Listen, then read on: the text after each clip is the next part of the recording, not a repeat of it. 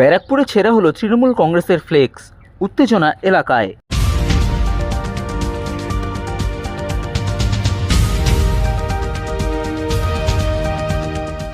ব্যারাকপুর পৌরসভার 24 নম্বর ওয়ার্ডের অন্তর্গত শঙ্খবণিক কলোনি এলাকায় তৃণমূল কংগ্রেসের দলীয় কার্যালয়ের সামনে থাকা তৃণমূল কংগ্রেস নেত্রী তথা পশ্চিমবঙ্গের মুখ্যমন্ত্রী মমতা বন্দ্যোপাধ্যায় এবং তৃণমূল কংগ্রেসের সর্বভারতীয় সাধারণ সম্পাদক অভিষেক বন্দ্যোপাধ্যায়ের ছবি দেওয়া ফ্লেক্স ছিঁড়ে দেওয়ার ঘটনাকে কেন্দ্র করে উত্তেজনা ছড়ালো এলাকায়।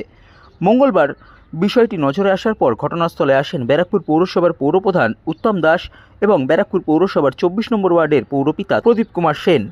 ঘটনার খবর দেওয়া হয় স্থানীয় টিটাগড় থানার পুলিশকে। পুলিশ ঘটনাস্থলে আসে। এলাকায় থাকা সিসিটিভি ক্যামেরার ফুটেজ খতিয়ে দেখা হচ্ছে পুলিশের পক্ষ থেকে। উল্লেখ্য, এর আগেও তৃণমূল কংগ্রেসের দলীয় কার্যালয়ের সামনে থাকা ফ্লেক্স ছেঁড়া এবং তাতে রং লাগানোর মতো ঘটনা ঘটেছে। এই ঘটনা নিয়ে ব্যারাকপুর পৌরসভার পৌরপ্রধান উত্তম দাস এবং ব্যারাকপুর পৌরসভার 24 নম্বর ওয়ার্ডের পৌরপিতা প্রদীপ কুমার সেন জানান, দেখুন, এখানে বিকৃতি মানসিকতার কিছু লোকজন নিশ্চয়ই আছে। রাজনৈতিক লড়াইতে এখানে কোনো কিছু করার নেই, বিশেষ করে ব্যারাকপুরেই কিছু করার নেই। এই ব্যানার ঠানা ছিঁড়ে কিছু অশান্তি পাকানোর চেষ্টা করছে। যাই হোক, যে বা যারাই ছিল এটা আমরা ঠিক বের করতে পারবো, কারণ এখানে আগের বারও বের করা হয়েছিল।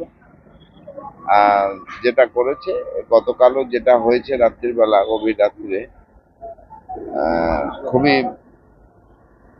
বাজে ঘটনা। এই ধরনের ঘটনা হওয়া সঠিক না, কারণ আমরা ওই বললাম না, বিকৃতি মানসিকতা লোকজন, তা না হলে এটা হয়। সকালবেলা আমাদের 6:30 নাগাদ আমাকে খবর দেয়, ফোন করে বলে যে এই ব্যাপার পার্টি অফিসের কাছে এরকম ব্যানারটা কেউ ছিঁড়ে দিয়েছে।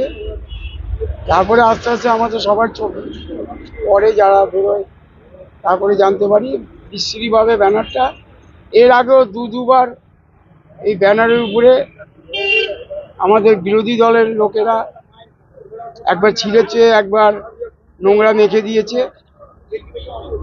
এবার যেহেতু এই ঘটনা হয়েছে, এটাকে খুঁজে বের করতে হবে যে কারা করেছে এই কাজটা। এর আগে পুলিশই খোঁজ করে এটাকে বের করেছে, যারা করেছে। এই ক্যামেরা পুলিশের সাথে যোগাযোগ রয়েছে, পুলিশেরই এটা খোঁজ করে